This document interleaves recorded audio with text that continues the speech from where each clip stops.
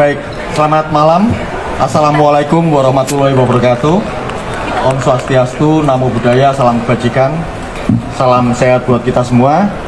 Teman-teman media, terima kasih untuk kehadirannya di acara Rapat Konsolidasi Nasional Persiapan Pelaksanaan Pilkada 2024 pada tanggal 19 sampai tanggal 20 Agustus tahun 2024. Malam ini akan dilakukan sekaligus penutupan karena kegiatan dilakukan sejak kemarin. Pada malam ini juga kami akan menyampaikan beberapa update perkembangan terkait dengan persiapan pelaksanaan pilkada yang kami lakukan konsolidasinya secara nasional, dihadiri oleh KPU Provinsi se-Indonesia dan juga KPU Kabupaten Kota se-Indonesia. Ada beberapa update nanti dari sisi persiapan pelaksanaan pilkada akan diberikan informasinya oleh Pak Yulianto Sudrajat.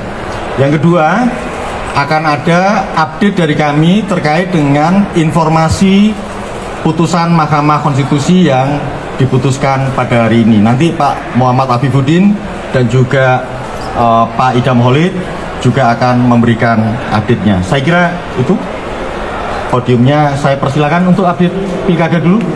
Pak Derajat, monggo.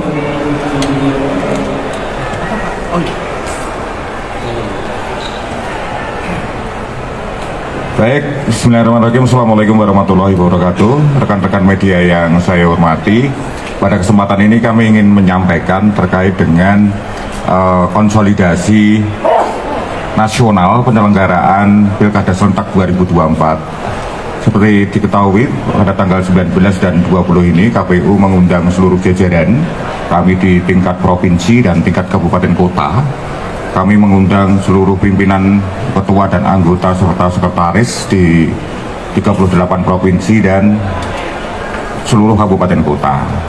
Pada prinsipnya konsolidasi ini menegaskan bahwa KPU siap menyelenggarakan Pilkada Serentak 2024.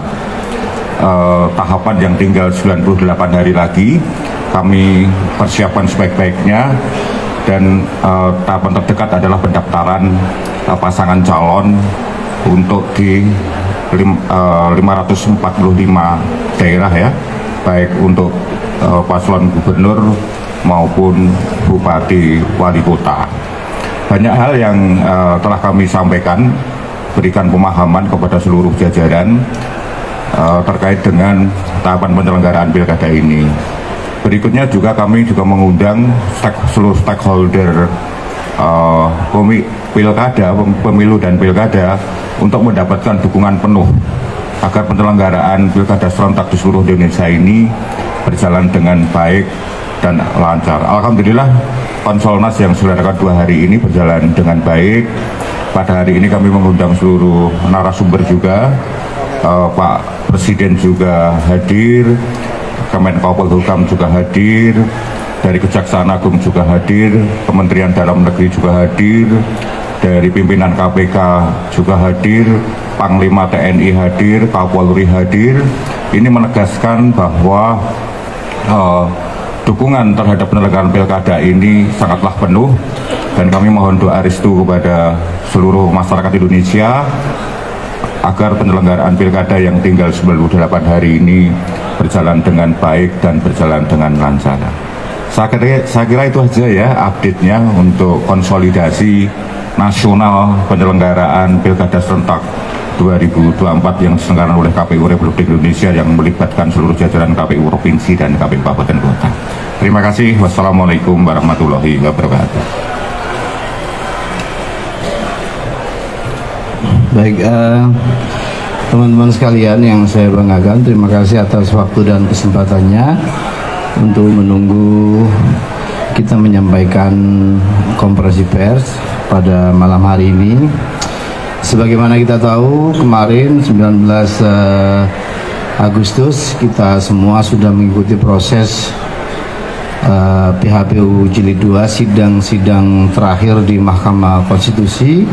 7 perkara sudah diputus oleh Mahkamah Konstitusi, dan akhirnya seluruh persoalan PHPU Pileg kita sudah selesai dan akan segera kita tindak lanjuti dengan penetapan hasil pemilu. Dan dengan demikian clear sudah untuk sengketa hasil pemilu legislatif dan juga pilpres di Mahkamah Konstitusi. Nah, pada hari ini tadi bersamaan dengan kita sedang menggelar konsolidasi nasional persiapan Pilkada serentak 2024, kita semua di siang hari tadi sebagaimana kita sama-sama ikuti, kita mendapatkan informasi mengikuti adanya putusan Mahkamah Konstitusi. Kami akan bacakan saja draft atau rilis kami dari KPU menyikapi putusan Mahkamah Konstitusi yang mau tidak mau karena berkaitan dengan tahapan pencalonan yang sebentar lagi akan kita harus jalani, yaitu di tanggal 27 sampai 29 Agustus merupakan tahapan pendaftaran calon kepala daerah, dan beberapa hari sebelumnya ada putusan Mahkamah Konstitusi untuk kemudian kita cermati bersama.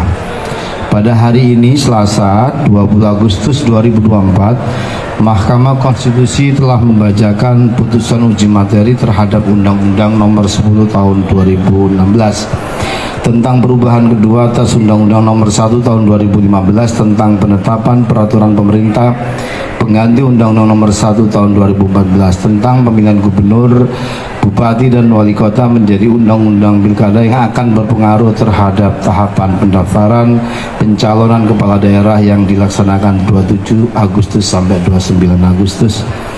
Dalam hal ini terdapat beberapa putusan Mahkamah Konstitusi yang secara substansi akan berpotensi merubah persyaratan pencalonan kepala daerah sebagaimana diatur dalam Peraturan KPU Nomor 8 Tahun 2024 tentang pencalonan gubernur dan wakil gubernur, bupati dan wakil bupati, wali kota dan wakil wali kota sebagaimana di PKPU 8 2024, yaitu putusan nomor 60/PU/22 Romawi /2024 yang dimohonkan oleh Partai Buruh dan Partai Gelora terkait dengan penafsiran konstitusional Mahkamah Konstitusi terhadap ketentuan pasal 40 ayat 1 Undang-Undang Pilkada yang secara tekstual diatur juga dalam pasal 11 ayat 1 PKPU 8 2024 sebagaimana yang dituangkan dalam amar putusan terkait dengan persyaratan partai politik atau gabungan partai politik dapat mendaftarkan pasangan calon jika telah memenuhi persyaratan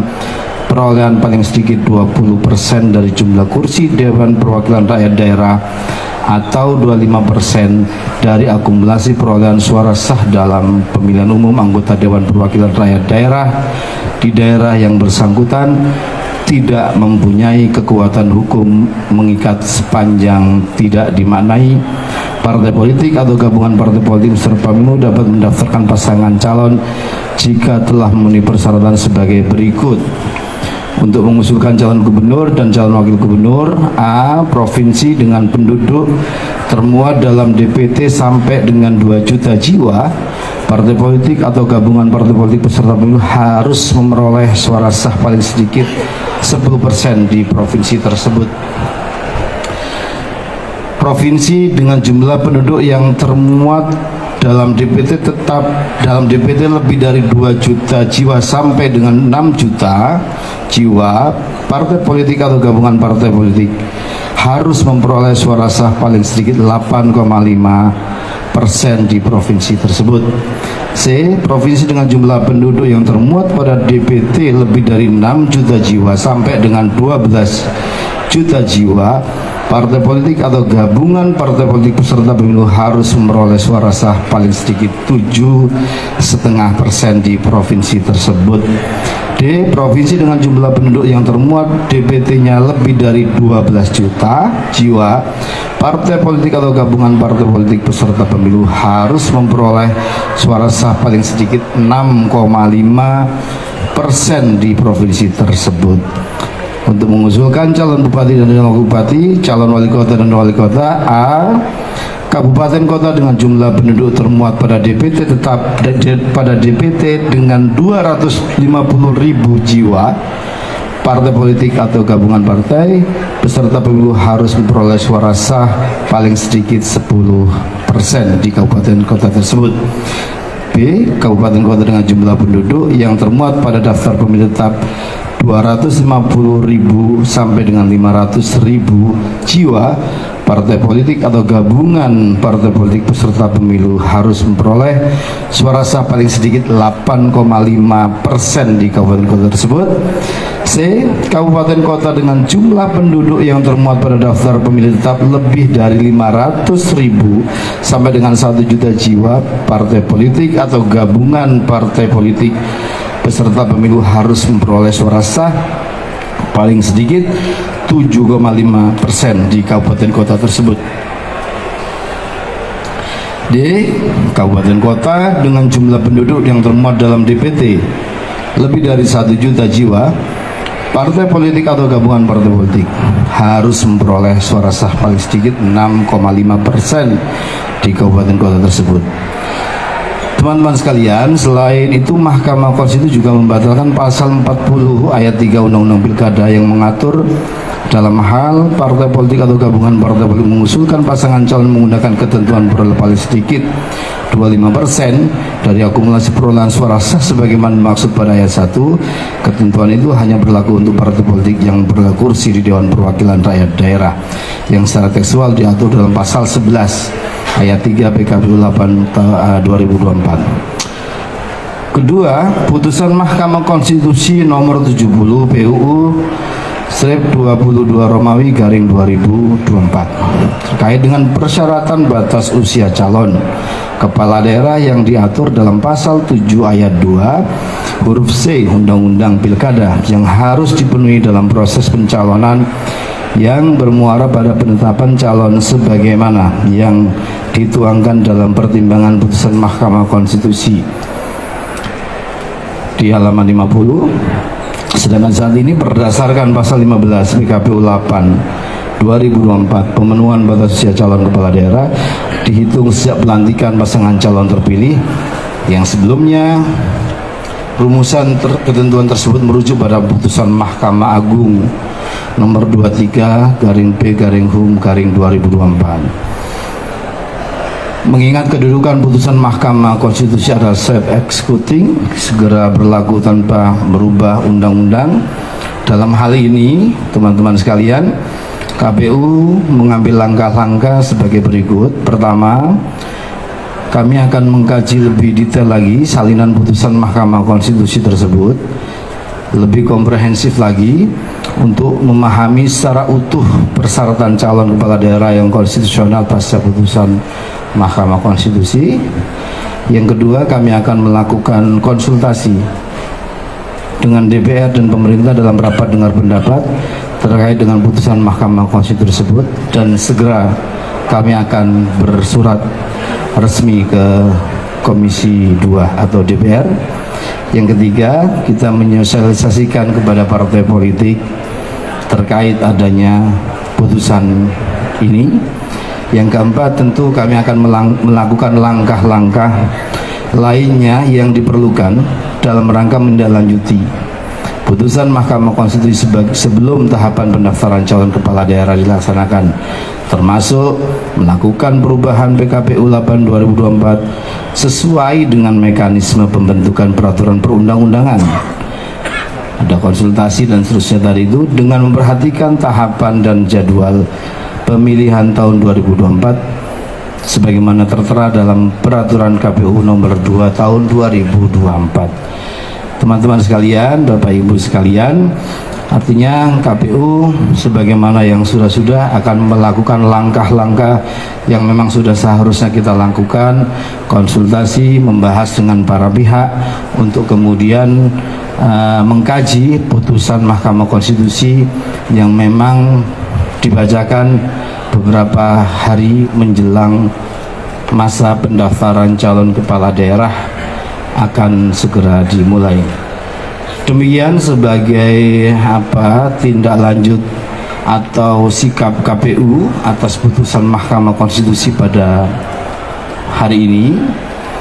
Untuk selanjutnya kami pasti akan menginformasikan hal-hal berkaitan dengan perkembangan tahapan pilkada, perkembangan pendaftaran calon kepala daerah, dan juga pastinya perkembangan tahapan-tahapan lainnya secara periodik nanti kita akan sampaikan ke teman-teman media. Selanjutnya kami persilakan teman-teman yang lain jika ada materi yang ditambahkan. Silakan Pak Idam.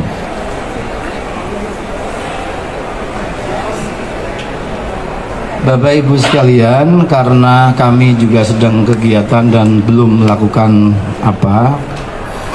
arahan dari pimpinan KPU RI sekaligus penutupan kegiatan, kami dari KPU RI menyampaikan terima kasih atas atensi dan kesabaran teman-teman, karena juga sore tadi salinan putusan Mahkamah Konstitusi baru kita terima dan kita baru bisa bertemu pada malam hari ini. Terima kasih atas waktu dan kesempatannya. Assalamualaikum warahmatullahi wabarakatuh.